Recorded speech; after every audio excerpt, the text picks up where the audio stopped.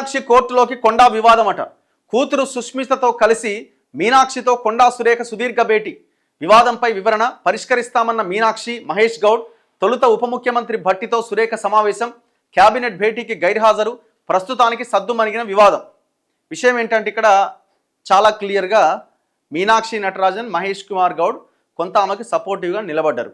అది కనబడుతున్నది వెరీ క్లియర్గా. ఎందుకంటే ఇప్పుడు రెడ్డి వర్సెస్ బీసీ వాదం చాలా బలంగా నడుస్తున్నది. బీసీ వాదం నడుస్తున్నది, వర్సెస్ అని అనలేం కానీ బీసీ వాదం చాలా బలంగా నడుస్తున్నది.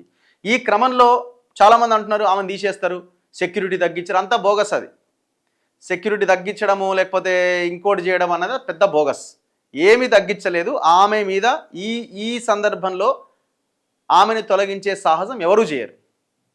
సో ఇంకా ఆమెని మీనాక్షి నటరాజను వీళ్ళందరూ ఫోన్లు చేసి మీరు ఎక్కడా కూడా ఏం మాట్లాడకండి, మేము ఈ ఇష్యూని సెటరైట్ చేస్తాం, సార్ట్అవుట్ చేస్తామని చెప్తున్నారు. అందులో భాగంగానే నిన్న కొండా మురళి కూడా ఎక్కడ ఆయన ఎవరిని విమర్శించినట్టు కనబడలే. ఇంకా రేవంత్ అన్న అంటున్నాడు మేమందరం కలిసే ఉన్నాం అంటున్నాడు. ఇంకా రకరకాలుగా పాజిటివ్గానే మాట్లాడింది తప్ప ఎక్కడ నెగిటివ్గా మాట్లాడలే. కొండా సురేఖ కూడా వాళ్ళు డిసైడ్ చేస్తారు, వాళ్ళే కోఆర్డినేట్ చేసి వాళ్ళే సద్దుమణిగేలాగా చేస్తారు, ఇక్కడ ఏమీ గొడవ లేదని ఆమె కూడా నిన్న ప్రకటించింది. సో ఇటు మీనాక్షి నటరాజన్, ఇటు మహేష్ కుమార్ గౌడ్ ఈ మొత్తం వ్యవహారాన్ని సార్ట్అవుట్ చేసే ప్రయత్నాల్లో వాళ్ళు ఉన్నారు పార్టీ పరంగా.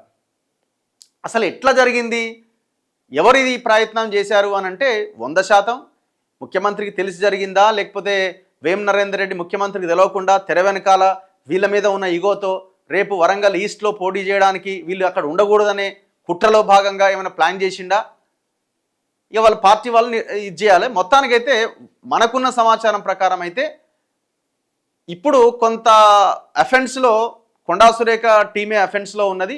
డిఫెన్స్లో పడిపోయింది మాత్రం ఈ వేం నరేందర్ రెడ్డి, వీళ్ళంతా ఎవరెవరైతే చేయాలనుకున్నారో పొంగులేటి శ్రీనివాసరెడ్డి వాళ్ళే డిఫెన్స్లో ఉన్నారు. ఈ ఇష్యూలో అనవసరంగా మనం గెలుపుకున్నామనే ఒక అంచనాకి వాళ్ళు వచ్చినట్టుగా కనబడుతున్నది.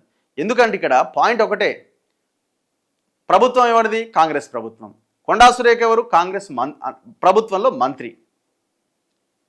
పోలీసులు ఎవరు? ప్రభుత్వంలో వాళ్ళే కదా. పోలీసులు ఒక మంత్రి ఇంటికి పోయి గంత చిల్లరగా వ్యవహారం నడిపించారంటే అర్ధరాత్రి 11 గంటలకి. అది ఏ దిశగా ముందుకెళ్తుంది? చివరికి ఏమైంది? వాళ్ళ కూతురు బయటకు వచ్చి మొత్తం అంతా కుండబద్దలు కొట్టింది. ఎవరెవరిని ఎక్కడెక్కడ ఇరికాలో అందరిని ఇరికిచ్చి పడేసింది కదా. ముఖ్యమంత్రిని ఇరికిచ్చింది, ముఖ్యమంత్రి బ్రదర్స్ని ఇరికిచ్చింది, ఎవరినెవరు నిరికేయాలో అందరిని, పొంగులేటి నిరికిచ్చింది, రోహిణ్ రెడ్డి నిరికిచ్చింది, మొత్తం అందరిని నిరికిచ్చింది. ఇప్పుడు మీరు అనవసరంగా గొక్కున్నట్టే కదా. ఇప్పుడు మీరు అనుకున్నారు ఏంటంటే సీతక్కని చేసినట్టు అనుకున్నారేమో. ఇప్పుడు సీతక్క అంటేనేమో ఆమె బయటపడదు, ఏమో ఆమెలే కుమిలిపోతూ ఉంటుంది, లేకపోతే సైలెంట్గా ఒక 10 మందికి చెప్పుకుంటూ ఉంటుంది, అట్లా అనుకున్నారేమో వీళ్ళని. వీళ్ళ ఫ్యామిలీ అట్లా కాదు కదా. ఎవడన్నా పొరపాటున అంటే వాళ్ళు ఏకంగా నీకు తెర మీద కూరుకోరు వాళ్ళు.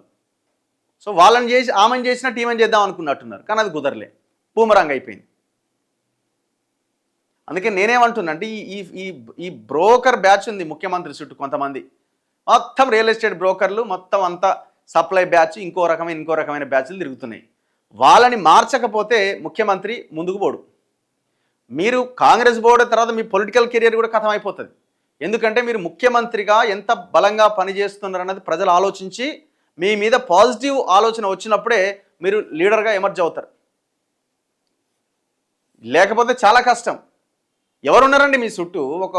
ఎవరున్నారు మీ చుట్టూ చెప్పండి.